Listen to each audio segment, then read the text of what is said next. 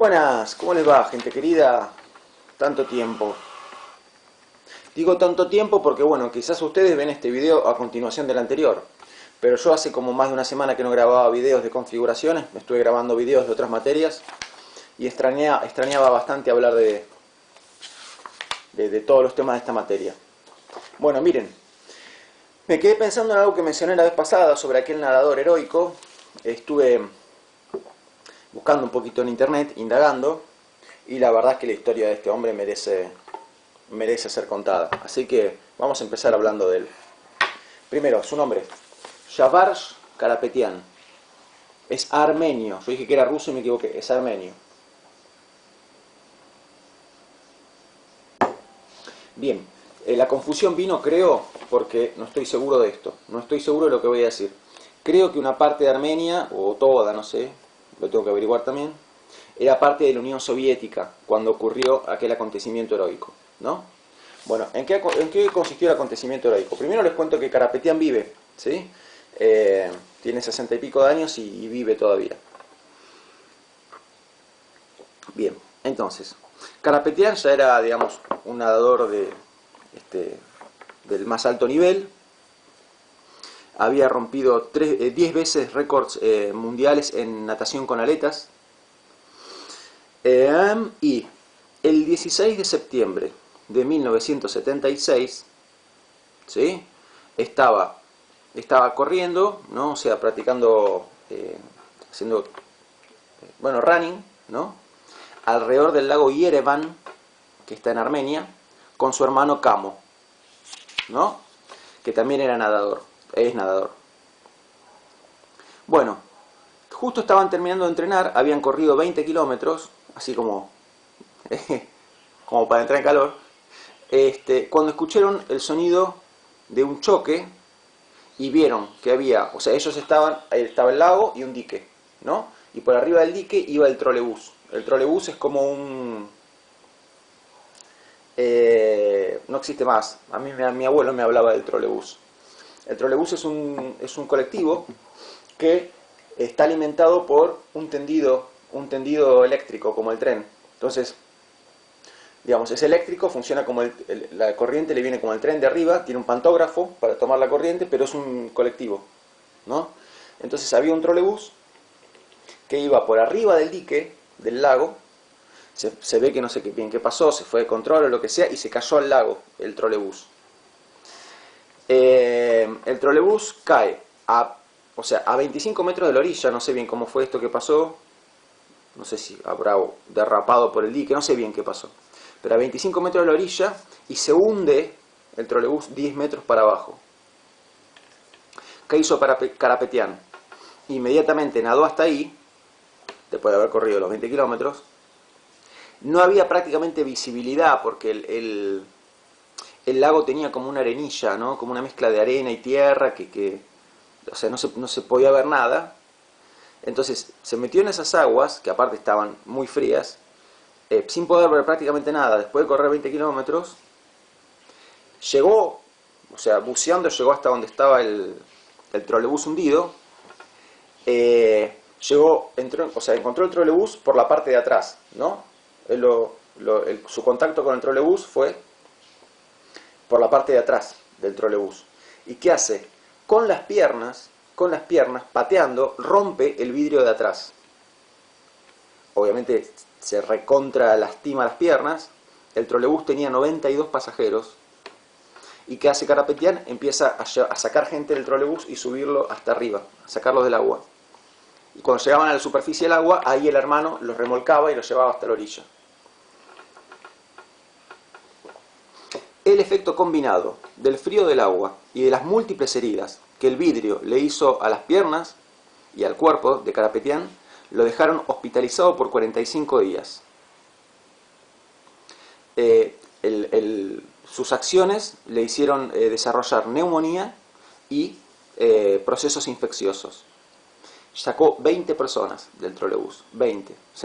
Bajó y subió 20 veces, o más, sacó 20 personas, no sé cuántas veces bajó y subió.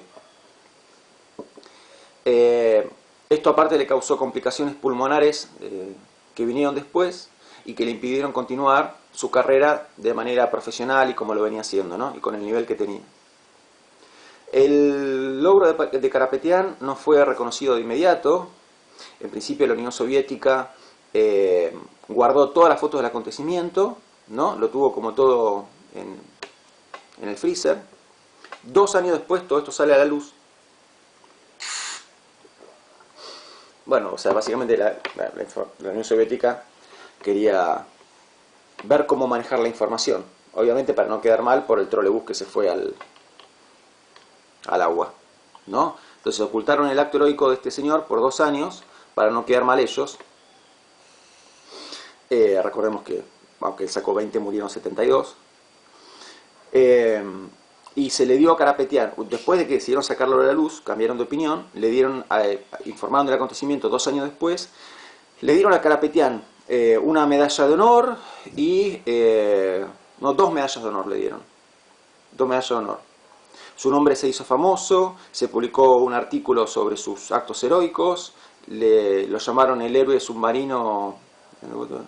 No, bueno, está bien, publicaron un artículo. Y cuando se hizo público que él había sido el que había sacado toda esa gente, recibió 60.000 cartas de agradecimiento. 60.000. Bueno, como si todo esto fuera poco, 9 años después, a ver, creo que son 9, sí, 9 años después, el 19 de febrero de 1985, Karapetyan, por casualidad de la vida, estaba cerca de un edificio, pasa cerca de un edificio que se está incendiando. ¿Qué hace Karapetyan? Se mete en el edificio y entra a sacar gente. Eso le causó quemaduras graves que lo mandaron de vuelta, que lo hicieron terminar de vuelta hospitalizado. Bueno, a causa de esos actos la UNESCO le dio un reconocimiento también.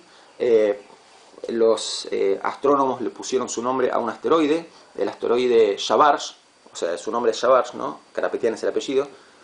¿Qué más? Bueno, otros reconocimientos.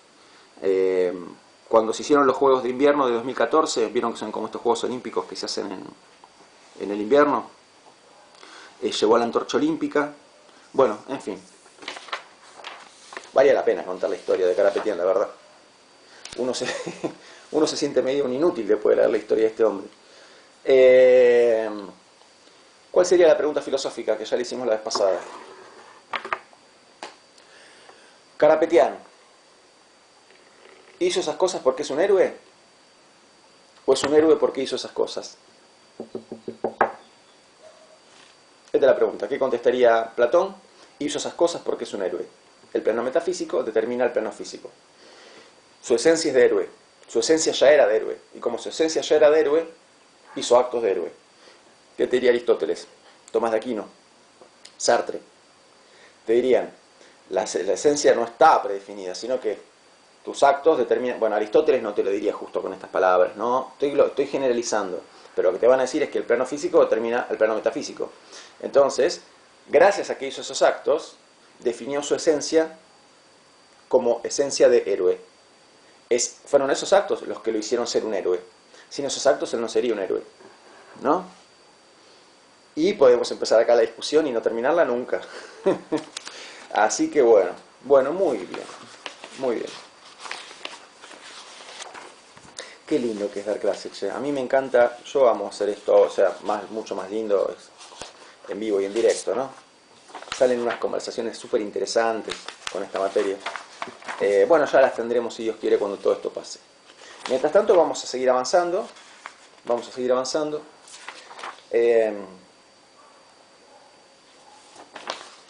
Y hoy nos toca empezar con género, ¿verdad? Con Sartre ya terminamos. Entonces, yo les había dicho en la primera clase que íbamos a hacer este recorrido. ¿Sí? Un recorrido filosófico. No íbamos a arrancar directamente con estudio de género, sino que íbamos a hacer un recorrido filosófico para llegar a estudio de género. Pasamos por Aristóteles y Tomás de Aquino en la primera clase. Después tuvimos 4 clases sobre Sartre. Y ahora finalmente llegamos a Butler y los estudios de género. Bien, ahora, escúchenme. Yo no les puse en la bibliografía un texto de Butler para el tema. O sea, texto de Butler directo, escrito por la misma... No vamos a usar un texto escrito por la misma Butler. Sino que, ¿qué vamos a hacer? Fíjense, a ver, el texto es este. ¿Sí? Primero se van a sorprender, porque van a ver que acá arriba dice latín 1. Y van a pensar, como se olvida loco Nieto, primero nos habla de del existencialismo, qué sé yo, y ahora quiere que aprendamos latín. Bueno, a ver, les cuento un poquito el contexto. Ustedes saben, yo ya se los conté, que yo estudio filosofía en la Universidad de Buenos Aires. ¿Sí? Bueno, latín 1 es una de las tantas materias optativas que cursé. Hice también latín 2 porque me gusta mucho el latín. Entonces, cuando yo cursaba esta materia, digamos, en esta materia en latín, lo que se estudia es no solo el idioma latín, sino la cultura romana, ¿no? La cultura de los romanos. Un segundito. Bueno, perdón por la interrupción. Les estaba contando que, sí, que al cursar latín uno estudia la lengua, o sea, el idioma latín, ¿no? Y la cultura de los romanos. Y como que es intercalado esto, ¿no? Hay clases sobre el idioma y clases sobre cultura romana. Entonces, esto que ustedes van a encontrar como texto es la clase número 21, el teórico. En la universidad las clases se dividen en teóricas y prácticas. En verdad suelen ser más teóricas que otra cosa, las prácticas también. Pero bueno, en latín no. Justo en latín no. Justo en latín las clases teóricas son bien teóricas y las clases prácticas son de hacer ejercicios. Está bien, bueno, justo en latín no.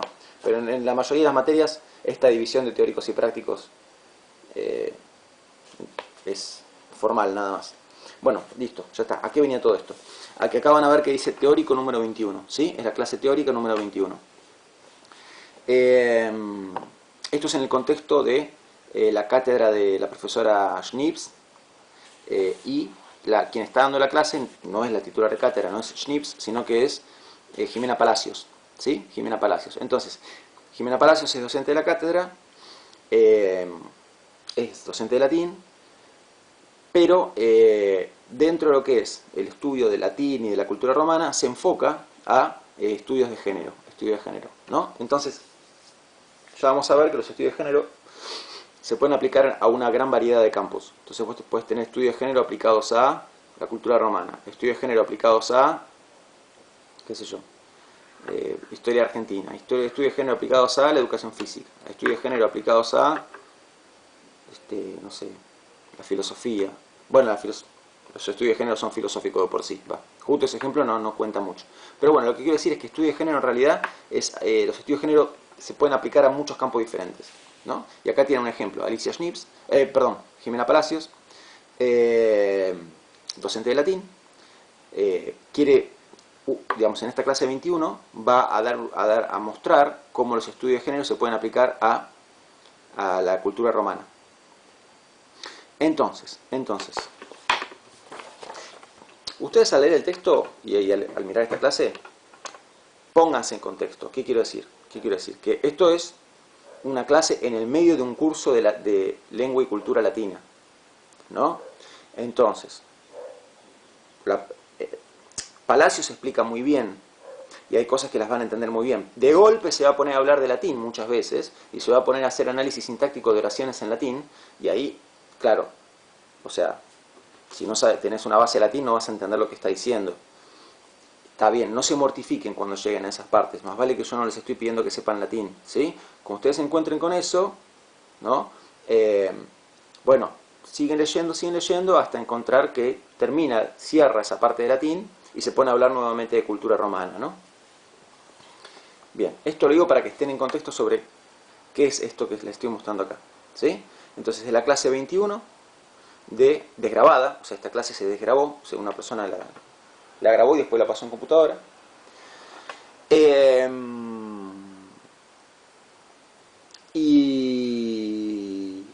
Y bueno, y lo que hace Jimena Palacios es hablar sobre cultura romana, hablar sobre el idioma latín y orientar todo eso hacia los estudios de género. Bueno, arranquemos. La clase tiene como título Las relaciones de género en Roma. ¿Sí? Ok. Bueno, ella hace una introducción a la clase.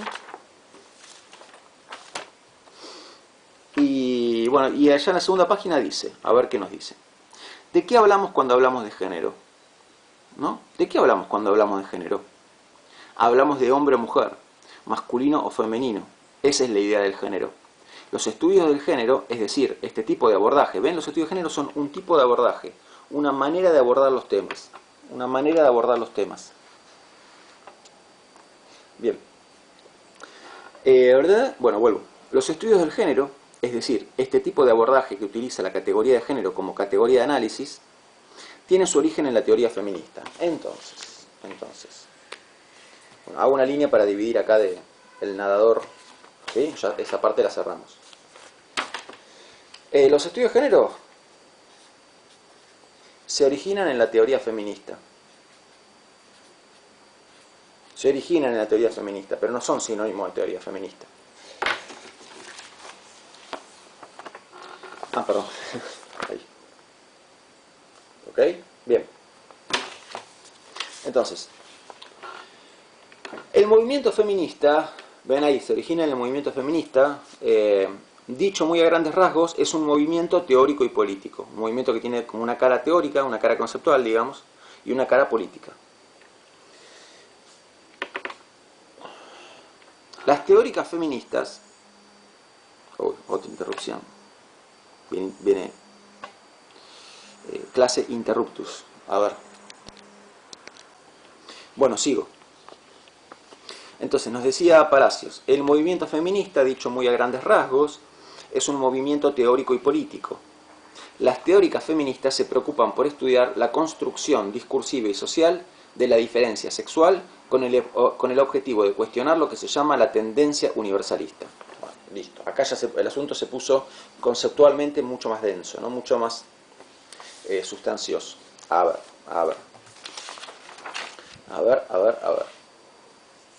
El movimiento feminista, las teóricas feministas, o sea, teóricas feministas serían las intelectuales dentro del feminismo, ¿no? Las teóricas feministas se preocupan por estudiar la construcción discursiva y social de la diferencia sexual con el objetivo de cuestionar lo que se llama la tendencia universalista. A ver. Entonces,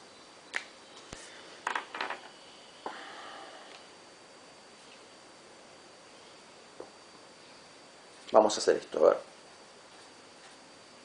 Vos tenés varón y tenés mujer. Se va a sí.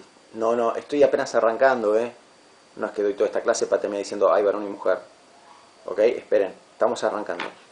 En principio tenés varón y mujer, que son dos sexos con diferencias. Entonces, entre el varón y la mujer hay diferencias sexuales.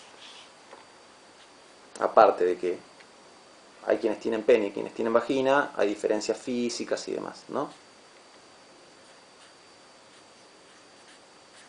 Entonces, este fibrón tiene un trazo muy grueso y estoy tratando de arreglarme lo mejor posible para que me rinda la hoja, ¿no? Porque si no, bueno, uso abreviaciones, porque si no, no me entra lo que escribo. Entonces acá puse diferencia sexual, no sé si lo ven. ¿Sí? Entonces, entre el varón y la mujer hay diferencia sexual, lo cual es obvio. Pero ahora, sobre esta diferencia sexual se construye. Entonces, sobre esta diferencia sexual, vamos a ponerlo así, a ver. Hay una diferencia sexual, varón y la mujer. Sobre la base de esta diferencia, esto es una diferencia de base, una diferencia biológica. Sobre la base de esta diferencia hay una construcción, algo que se construye. El sexo no se construye. Si yo nací con pito o con vagina, eso no se construye. Pero hay algo que sí se construye, por encima de eso. ¿Y qué es lo que se construye por encima de eso? ¿Qué significa tener pito? ¿Qué significa tener vagina? ¿No? O sea, ¿qué significa ser varón? ¿Qué significa ser mujer? Eso se construye. Entonces, ¿cómo se construye? Bueno, dice la expresión que usa Palacios es que es una construcción discursiva y social, ¿no? Construcción discursiva y social. ¿Social por qué? Porque lo que construimos sobre esa base se construye socialmente. Y digamos, ¿cómo se transmite? Se transmite a través del discurso, a través de lo que uno dice.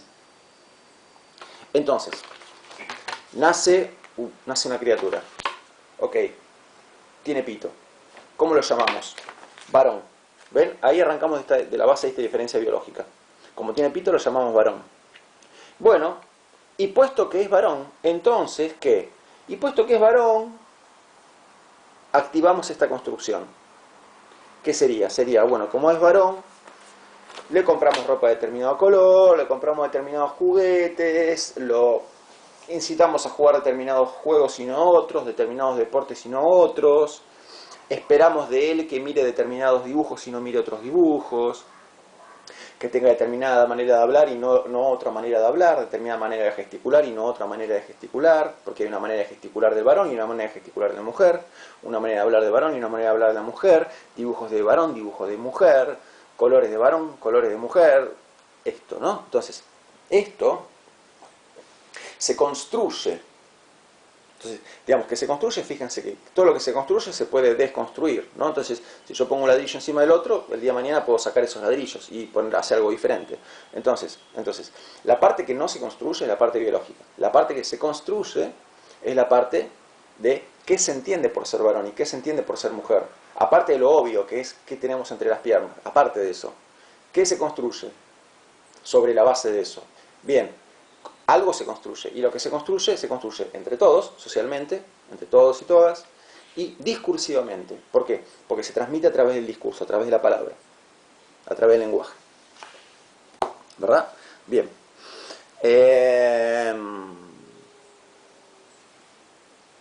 Bueno, pero tenemos que terminar de analizar la frase. Sí, a ver, vamos a arrancar.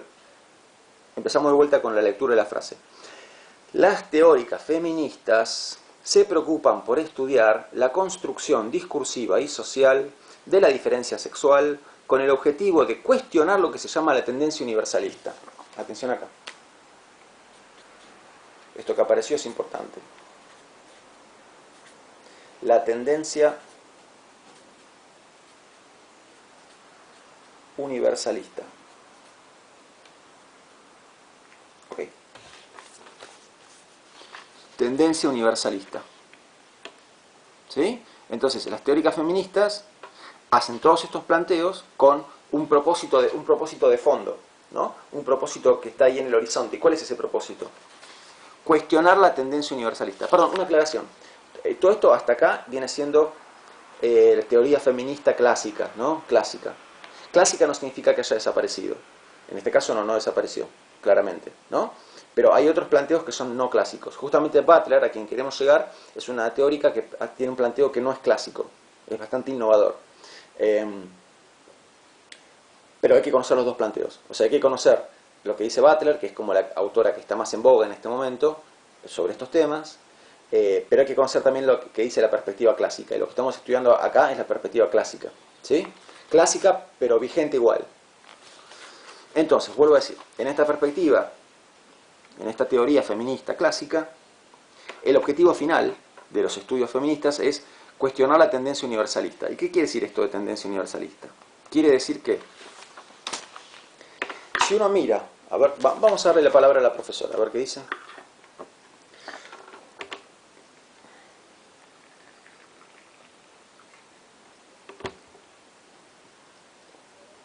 ¿Qué es esto de la tendencia universalista? ¿Qué es esto de la tendencia universalista? Es, atención, es identificar lo masculino con lo humano. Masculino igual humano, y humano igual masculino. Es identificar lo masculino con lo humano, con la experiencia del varón. Bueno, esperen, ya se complica de vuelta. Sigamos anotando para no perdernos. ¿Qué dice la tendencia universalista? Dice,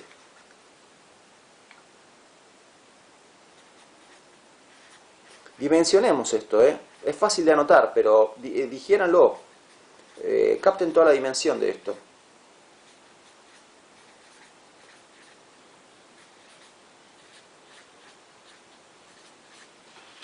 La tendencia universalista consiste en identificar lo masculino con lo humano y lo humano con lo masculino.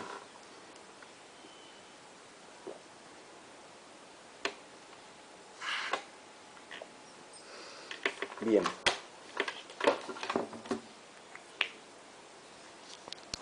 Bien. Bueno, entonces, habíamos dicho, estamos con esto de la tendencia universalista. Y nos dice Palacios, ¿qué es esto de la tendencia universalista? Es identificar lo masculino con lo humano, como les mostré recién. Es identificar lo masculino con lo humano, con la experiencia del varón, planteando un tipo de pensamiento binario. A ver, acá hay una...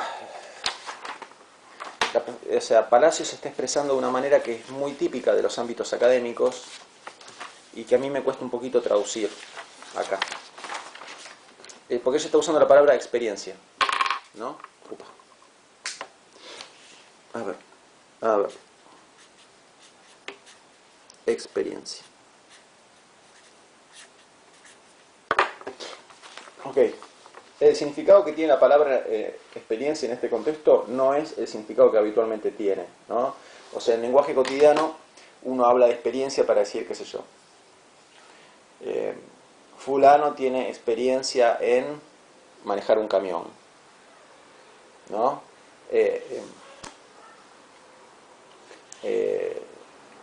Bueno, ese es el significado que habitualmente se le da. Ahora, fíjese que ella dice acá, experiencia del varón, creo que dice. Sí, la experiencia del varón.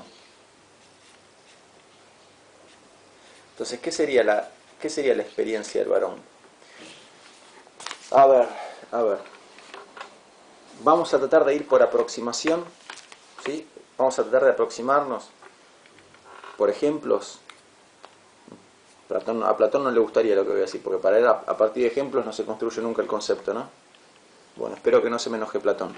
A ver, voy a tratar de ir dando ejemplos de con qué significado se usa la palabra experiencia muchas veces en los ámbitos académicos, para que vayamos entendiendo a poquito a qué estará queriendo llegar Palacios cuando habla de experiencia del varón. A ver, supongamos. Si alguien dice la experiencia del Holocausto, ¿qué quiere decir? La experiencia de la población judía en la Segunda Guerra Mundial. O sea, lo que significó ser judío en la Segunda Guerra Mundial, por lo que se pasó, por lo que pasaron los judíos en la Segunda Guerra Mundial. Todo eso es lo que sería la experiencia del Holocausto. Si uno dice la experiencia de la pandemia, que es todo esto que estamos viviendo, ¿no? ¿No es cierto? A ver, ahí nos estamos acercando un poquito más. ¿Qué pasa si uno dice la experiencia de ser de raza negra en el siglo XVIII? ¿Qué quiere decir? La experiencia de estar en un sistema en el que todavía existe la esclavitud, en el que todavía las personas de raza negra no son considerados personas con los mismos derechos o directamente no son considerados personas. La experiencia de, qué sé yo, tener tu propia, mantener tu propia espiritualidad al margen de la espiritualidad de la población occidental, ¿no? Porque, bueno, de hecho, eso sigue existiendo el día de hoy. Hay rasgos espirituales, o sea, hay formas de espiritualidad que provienen de África que muchas poblaciones de raza negra las mantienen el día de hoy, ¿no? Y está al margen de la espiritualidad general, porque la espiritualidad general de Occidente consiste fundamentalmente en el cristianismo. La experiencia de, qué sé yo, ser un inmigrante mexicano en Estados Unidos. Bueno, ¿ven? Por ahí va el tema de la experiencia con el significado que le está queriendo dar la profesora. Entonces, cuando hablamos de experiencia del varón, quiere decir lo que vive un varón, cómo siente un varón, cómo es la vida de un varón, ¿no? Acá no estamos especificando los varones de tal o cual cultura, sino que dice la experiencia del varón. Entonces, vuelvo. ¿Qué es esto de la tendencia universalista? Es identificar lo masculino con lo humano, con la experiencia del varón. Entonces, ¿ven qué sería? Acá yo tendría que agregar Bueno, vamos a hacerlo. A ver. Seguimos con la tendencia universalista, ¿no? Entonces, ¿qué nos dice la tendencia universalista? Escribo de vuelta, para que se entienda todavía mejor. Tendencia universalista. La tendencia universalista, ¿sí? Consiste en identificar lo masculino con lo humano, con la experiencia del varón.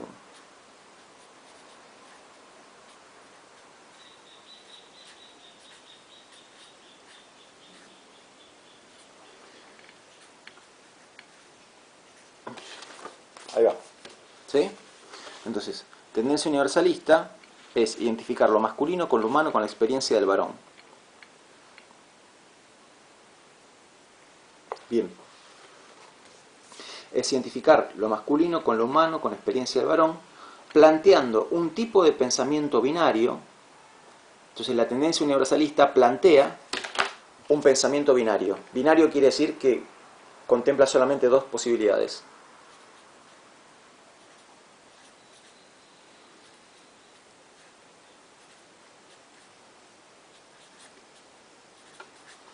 Entonces la tendencia universalista se plantea un pensamiento binario, ¿no? Que es masculino y femenino, obviamente, masculino y femenino, ¿sí? A ver si podemos avanzar con el texto. Es identificar lo masculino con lo humano, con la experiencia del varón, planteando un tipo de pensamiento binario, masculino y femenino, a partir de dos identidades excluyentes. Acá viene un dato importante. En este pensamiento binario, ¿sí? Masculino y femenino se excluyen mutuamente. Atención a esto.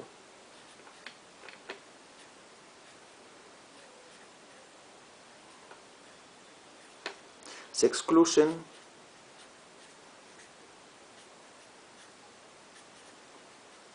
mutuamente. A ver, ven lo que anoté ahí. Entonces, o se es varón, o se es masculino, o se es femenino. ¿Sí? O se es verdaderamente masculino, o se es verdaderamente femenino. O femenina, ¿verdad? Entonces, estas dos identidades son excluyentes. No existe nada intermedio entre las dos, no hay solución de continuidad, no hay mezcla posible de las dos, ¿sí? Las identidades son excluyentes, lo masculino excluye al femenino y lo femenino excluye lo masculino, ¿no? Son dos identidades excluyentes y atención acá.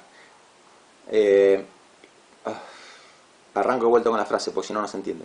¿Qué es esto de la tendencia universalista? Es identificar lo masculino con lo humano, con la experiencia del varón, planteando un tipo de pensamiento binario, masculino-femenino, a partir de dos identidades excluyentes que deja lo femenino en la posición de lo otro que no es lo humano. ¿Sí? Entonces, ¿qué va a ser lo femenino en este planteo binario? Así como yo les dije, lo masculino igual lo humano igual la experiencia del varón, o experiencia del varón igual... O sea, la experiencia del varón es la experiencia humana es la experiencia del varón. La experiencia masculina es la experiencia humana. Varón igual humano. En eso consiste la tendencia universalista. Pero aparte de eso, ¿cuál es el reverso de esto? ¿Qué sería lo femenino? Lo femenino, en esta perspectiva, sería lo otro. Lo otro. Lo no humano. ¿Por qué? Porque si sos humano, sos varón. Y si sos femenino, sos humano. No, porque femenino y masculino se excluyen. Entonces, si masculino, lo humano es lo masculino, y vos sos femenino, femenino excluye masculino, masculino excluye femenino. Entonces, humano no puede ser, porque ser humano es ser varón. ¿Sí? Entonces, lo no humano, lo no persona.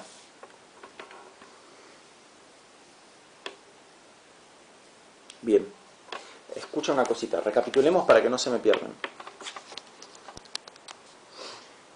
A ver, la tendencia universalista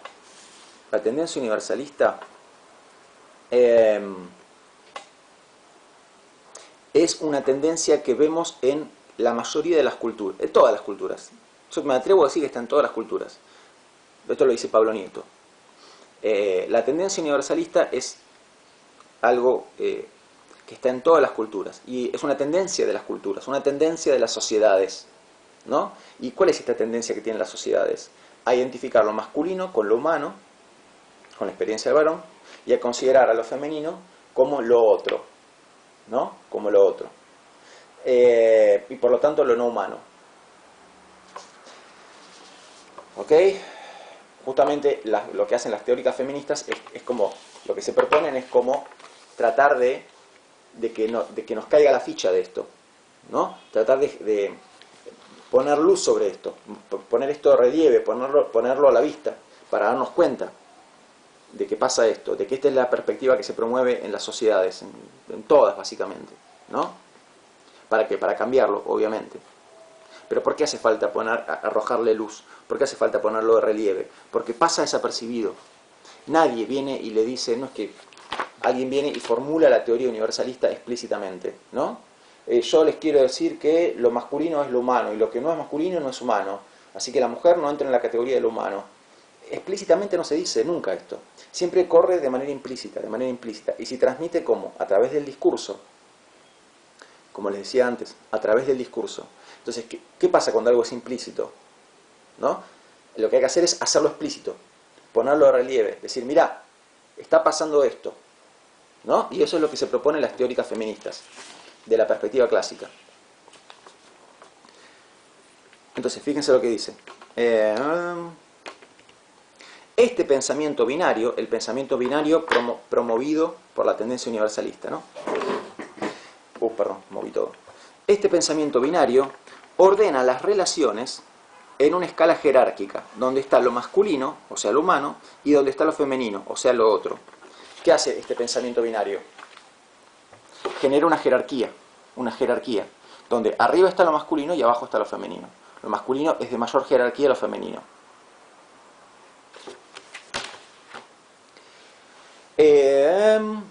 Por ser lo otro, ¿no? A causa de ser lo otro, como lo femenino es lo otro, ¿no?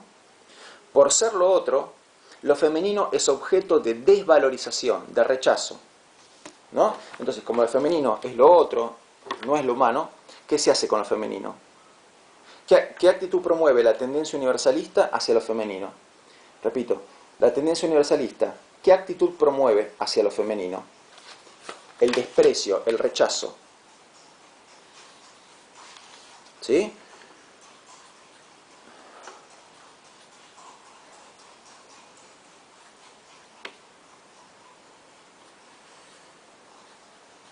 Repito, pido perdón que el trazo me salga tan grueso, lo hago lo más finito que puedo. Miren lo que es este fibrón. Bueno, entonces, ahí anoté, desprecio, rechazo. Entonces, la tendencia universalista, ¿dónde está? Acá, promueve el desprecio y el rechazo hacia esto. Hacia lo femenino entendido como lo otro, lo no humano.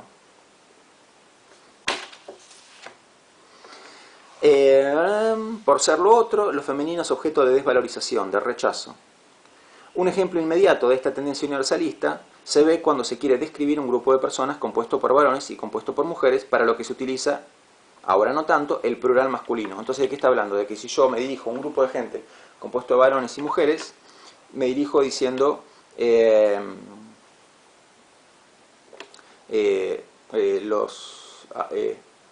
usando el masculino, o sea, supóngase que yo quiero decir los veo bien esta mañana. Entonces, está en masculino. Entonces, ¿qué estoy queriendo decir con esto? ¿Ven que es implícito? ¿Ven que es implícito? Lo que estoy queriendo decir es que lo femenino no cuenta porque es lo no humano. Entonces, eso es lo que implícitamente pasa cada vez que usamos el plural masculino para referirnos a un grupo que es tanto masculino como femenino, ¿no? Por eso uno tiene, obviamente, estos cuidados de decir alumnos y alumnas y demás. Sigo. Por ser lo otro, lo femenino es objeto de desvalorización, de rechazo. Un ejemplo inmediato de esta tendencia universalista se ve cuando se quiere describir un grupo de personas compuestos por varones y compuestos por mujeres, para lo que se utiliza, y aclara ahora no tanto, el plural masculino. Entonces, de esta manera, se hace invisible la experiencia específicamente femenina. Entonces, ¿qué nos está diciendo? ¿Qué?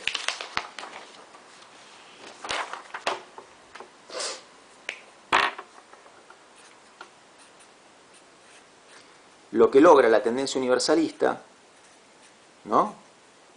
Recordemos que la tendencia universalista es implícita y en general la reproducimos sin darnos cuenta.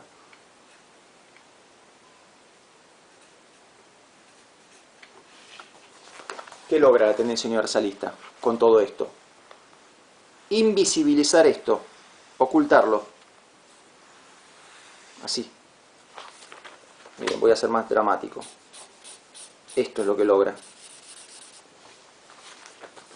Ocultar la experiencia femenina, invisibilizarla, hacer que no se la vea, tapar la experiencia específicamente femenina. ¿No? Entonces, de esta manera se hace invisible la experiencia específicamente femenina. Ahora estamos más habituados, pero solo en el último tiempo, a escuchar los alumnos y las alumnas. Es decir, que los oradores tengan el cuidado de usar el masculino y el femenino. ¿No? Bien, y sigue. Pero vamos a hacer una cosa. Vamos a cerrar acá. Un párrafo estuvimos trabajando.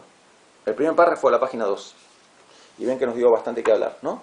Bueno, es un tema súper interesante. Que espero que los movilice, como me moviliza a mí. Sí. A mí me ha movilizado y me sigue movilizando. Bueno, nos vemos la próxima. Cuídense mucho.